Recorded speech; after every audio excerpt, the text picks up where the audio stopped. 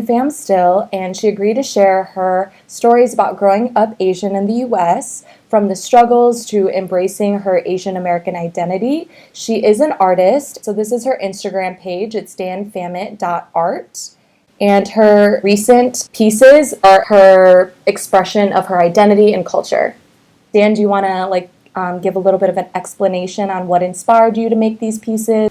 So I made 10 series in college, and this was like my capstone. It's kind of like my senior show.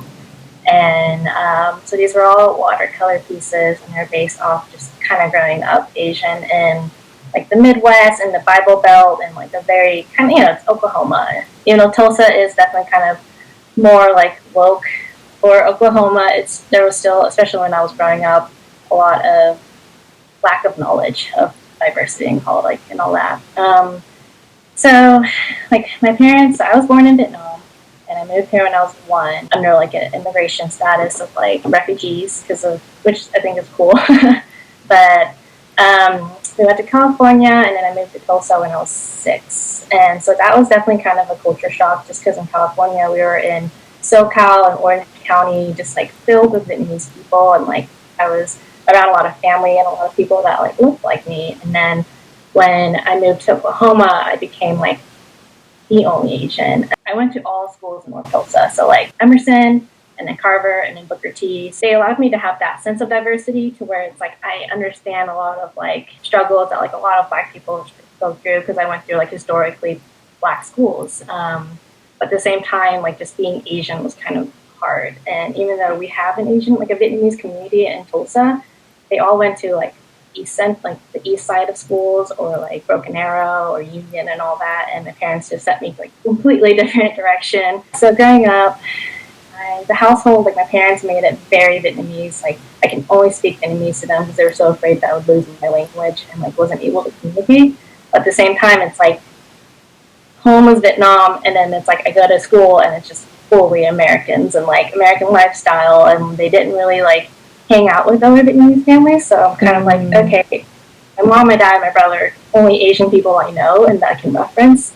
And then like everyone else around me, it's like, you guys are going to birthday parties and living like, this American dream. And then I have like parents of immigrants who are like fearful and like nervous to even like let me leave the house or do anything. So I think that definitely kind of like made my identity just a huge thing. Like I definitely grew up wishing I was like white. And it's like, as an adult, I'm kind of like, man, people like love Asian hair because it's like we have like, like very soft, long, like healthy hair. And it's thick too.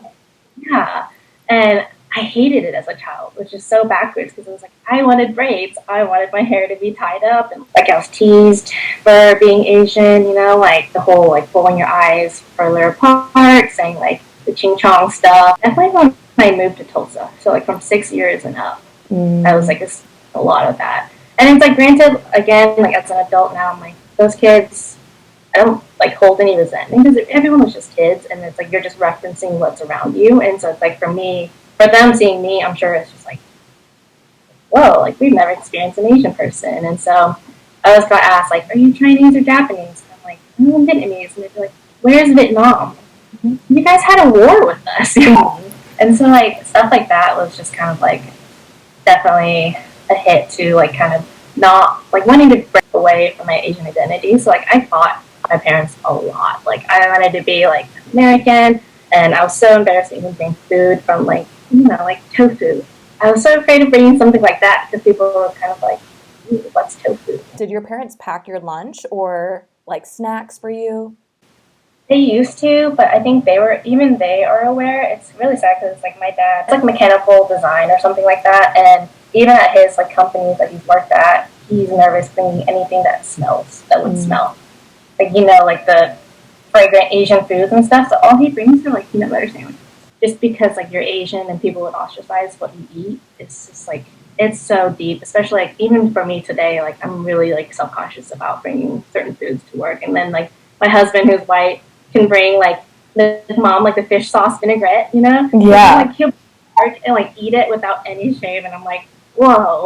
Like I remember like in 3rd grade having a teacher who wasn't Asian, but she like ate seaweed and brought seaweed to school and had everyone try it. And I think that was really like mind opening for me, because I was used to like eating seaweed and rice and just like rolling it up as like a snack. And so to see like a non-Asian woman, and I think she may have been like a white woman, to see her like bringing it and sharing it with like all the students in the class. And of course there was that reaction of like, ew, what is that? I don't like this texture, or like this tastes weird. But I think the fact that an adult and someone who was non-Asian like introduced it for some reason to the kids, like that made me as an Asian kid feel more comfortable admitting that I eat that.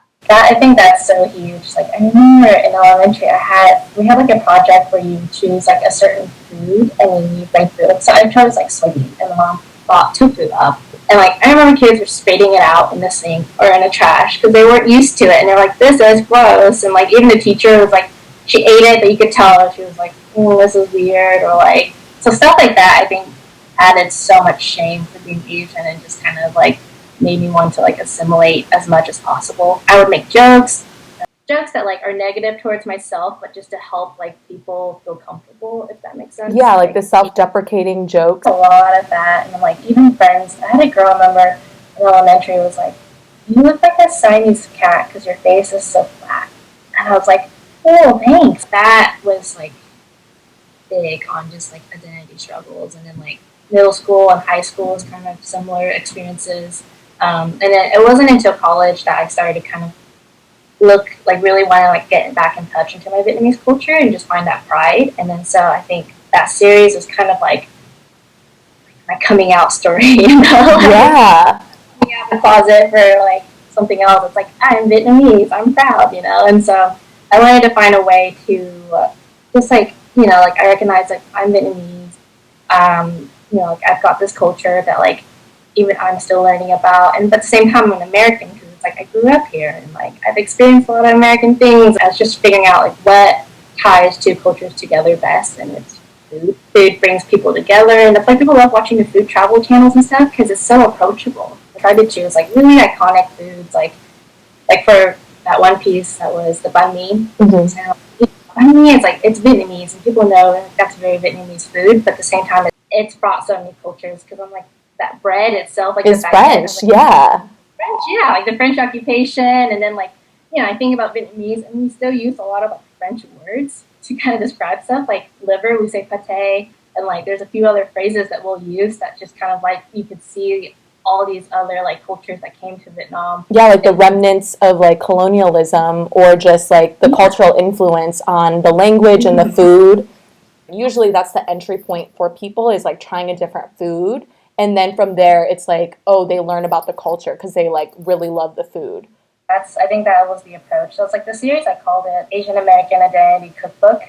And so I was just kind of playing off that. So it's like, I haven't posted it yet, but I had one other piece where it's like, it's like in a hand shape. Because you know how you like draw your hands on Thanksgiving as an American kind of like tradition, and you make the little turkey yeah. Did that, and then I put all like the Vietnamese food, like so what my parents would serve us on Thanksgiving. So it'd be like turkey, egg rolls, and then like, so it's like a mix. Like we don't have mashed potatoes, but we'll have like spring rolls and egg rolls and like something else that's like very like Asian and Vietnamese and stuff. And so I was trying to portray that. So I think, yeah, that series in general is just all about I can be both, you know, and it's like, and that's okay. And like I can be passionate about being Vietnamese, but at the same time be passionate about like being American. I was obsessed with American food because I didn't get it very often. Like I loved lunch food at school, which doesn't excited about public school lunches.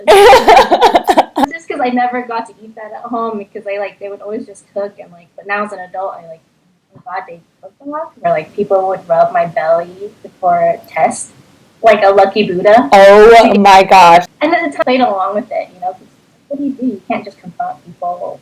Well, you can, but like I just didn't have that confidence at that age to do it. And so I played along with it. It was like, yeah, like rub my belly, get good luck, because I was good at math at that time, and like all this stuff. Things like that definitely happened to us, but like we just didn't like talk about it. We just talked about like, oh, our parents don't really let us go out very much. Like the only judgment I felt was like family in California. My family members, they look down on us just because we're in Oklahoma.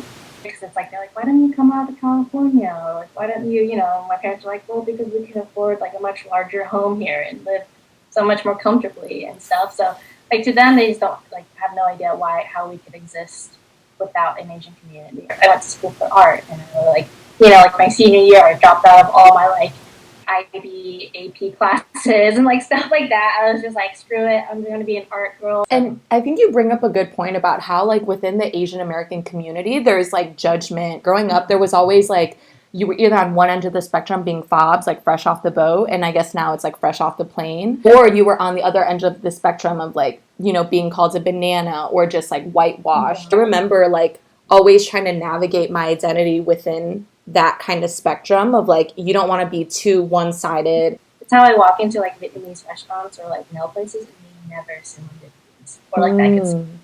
And they always just speak English to me. Like I've never had anyone just assume that I could speak it. And like if I speak it to them, they're kind of like, oh my gosh, like she knows Vietnamese, and they're so proud. They're like, wow, like good for you. I can relate to that too. Like when I speak Thai at Thai restaurants, they're like, what, you're Thai? Or even when I'm in Thailand, they're like, oh, are you half Thai? Like, or did you grow up somewhere else? There's always that assumption. When I go to like Korean stores or restaurants, they speak Korean to me though. Oh. Which is like so yeah, it's so weird. And that's why I think I've always never felt like I fit in. Just because I was just never like, they just never assumed that I would be like Vietnamese. People get more excited when they find out you're Japanese or Korean. It's like, but I think it's because they know more of their culture. It's like with K-pop and like Korean K-dramas and all that. It gave me so much more of an access, because I definitely grew up kind of like almost wishing I was Korean too, just because it felt like, it's like, so I reference Ali Wong because she kind of referenced the fancy Asians and then the jungle Asians. Definitely wanted to be more of the fancy Asian when I was growing up, because I felt like jungle Asian just didn't get me like as much like respect. And, like Vietnam's a great country and all this stuff, and like just because I didn't feel like a lot of Southeast Asians aren't as like countries aren't as advanced compared to people kind of look down more on it, and so I think I felt that a lot. There's a hierarchy within Asian or Asian American community, and as you mentioned, like East Asian, so like Chinese, Japanese, Koreans, those countries are more economically successful and like advanced. They have more of like respect. People know about their cultures versus like Southeast Asians and South Asians. I guess as an adult now, you ever feel anything kind of like just like microaggressions or like racist acts or anything recently? When I was working, a lot of it came from like students who went to my school. They weren't necessarily students that I taught, especially around coronavirus, like, oh, don't touch me. And I remember one time I was like outside the school, like looking for like calculators, because a student had thrown calculators out the window. And so I was like trying to collect the calculators. There was like a group of 8th grade students, since I teach 7th grade, who were out there, and they're like, oh, she's looking for her food. And I was just like, wait, what? Like, what are you trying to say? There was like one person who worked at my school who made a comment like, your people. And she couldn't remember like what culture she was referencing. So I was like, oh, are you talking about Thai people, like Korean people? And I think she meant Chinese people. When it all started in spring, I felt so dark reading all these things happening, like people like drop kicking an old granny like at a bus stop, or like just throwing water, or just being just like off. Definitely felt really scared for me, my family. And it was kind of a weirdly good experience for me to be scared, because like granted, it's like I've always known that like I will always be like, I've always felt like an outsider just because of how we look, and like I've always known that. Or it's like I've grown up with my parents giving me the talk of like, people are gonna see you to think that like you don't know better, or like you're dumber than them, just underestimating you. So like I always like expect that people might underestimate me just because of how I look. But at the same time, when I think all the stuff that happened in the spring, and just like the aggressions that like the blame and everything that people were putting on Asian people, I was kind of like, man, this is probably what like a lot of Black people feel every day, like that fear. And I think that happening to me kind of put my like privilege, my own privileges, even just being Asian, just because we are like lighter skin and lighter complexions, and like we are kind of like the model minority, kind of gives us a sense of safetyness too. And I think experiencing that, and then having like the Black Lives Movement like really just like pushed forward after that, I was kind of like, I had a much better understanding of it. So when I was teaching, a lot of my coworkers at the time, like they didn't know what to call me, and so I was called Oriental a lot, and that term always just felt like old. I looked into it not too long ago, and it wasn't until 2016 when they changed, like made it a law on paperwork not to put it as Asian American or Asian, and not as Oriental. And it's like, that's for 4 years from now. Usually when nowadays, like when it's used as tied to an item, it's like Oriental Brown, Oriental Express, Oriental flavors. And so like it makes me feel like I've been like objectified into an item. Like I'm not a human anymore when someone's like, oh, she's Oriental, or like she's an Oriental client. Or like I've had a coworker come up to me, just me, and ask, so I have these Oriental art stuff. Do you want it? And I was like, no. What do you mean by Oriental? Is it Asian art, Chinese art, Japanese? Like, what kind of Asian artwork is this? The same coworker came up to me not too long after that, and she was like, so she was trying to do the VIP kids, teaching English to a lot of like the Chinese students. Okay. So she came up to me and she was like, so I'm doing this, and she was telling me this, and I was like, okay, yeah, that's cool, and then she's like, so they want to see how well I can communicate, but like not verbally, but like expressively and with my hands. She's like, what are some common like hand motions in like Chinese that like I can learn? And I was kind of like, well, A, I'm not Chinese. Like B, I'm Vietnamese. Like, we're both Asians. There's still like a huge difference in it. But I was like, a good thumbs up is pretty universal. Like I've had a parent intern be like, what kind is a kind that likes to race cars? And it's like, I don't know. A lot of like Asians and white people or all kinds of people. Right. Even a friend of my husband's friend, and we were out like getting drinks, like catching up with them because they're not in Tulsa anymore. And he was talking about his sister. I've seen his sister. It was like her eyes are not slanted, but like to help like to his family, they look like Asian eyes to them just because they're slightly a little bit more pointed than like the typical rounded. And he was like, I don't think he even knew that like this was offensive. He was like, yeah, my sister has kinky eyes. And I was like, I don't hold resentment just because I've learned, especially now I'm older, just like a lot of people just don't know better.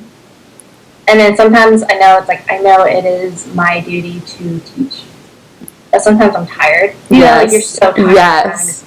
Same things, and so like I just let it slide sometimes because I'm like, okay, whatever. Like I don't have the energy to confront this right now. When I first worked with my like co-teacher in the past, she did tell me once, it was just like, like, I didn't even know to call like Asian people Asian. And so she like thanked me for like teaching her that, and I was just like, I felt like I leveled up in like my I wish I had more of a community that could like vent to, afterwards, like experiencing the token. It's like I'm so glad that my parents put me through Carver and Booker T, like schools like that, just because like it allowed me to experience so many other cultures and so many people. I'm fortunate in that sense to where it's like it brought in my worldview views, but at the same time it's like I feel like it was missing a lot. I think that's probably why like now it's like when I talk to other like Asian Americans, I'm so open to like, do you feel this way? Because like that'd be nice if we could just like sulk in our like anger, like our joint experiences. It's such a catch-22 because like I feel like if I was in Asia, I wouldn't be able to be myself. Yeah. Like, act like myself or like dress the way I do. Like I do get frustrated, but like I wish there was like just a combine of like individuals and collectivism, just having a little bit of both. But I think that's what a lot of Asian Americans have. People are so surprised at how much I like still think about my parents because it's like I don't want to make them worry. I don't want to do all this, but at the same time I still want to live my dreams. So it's like finding a balance. Well, thank you for conversing with me.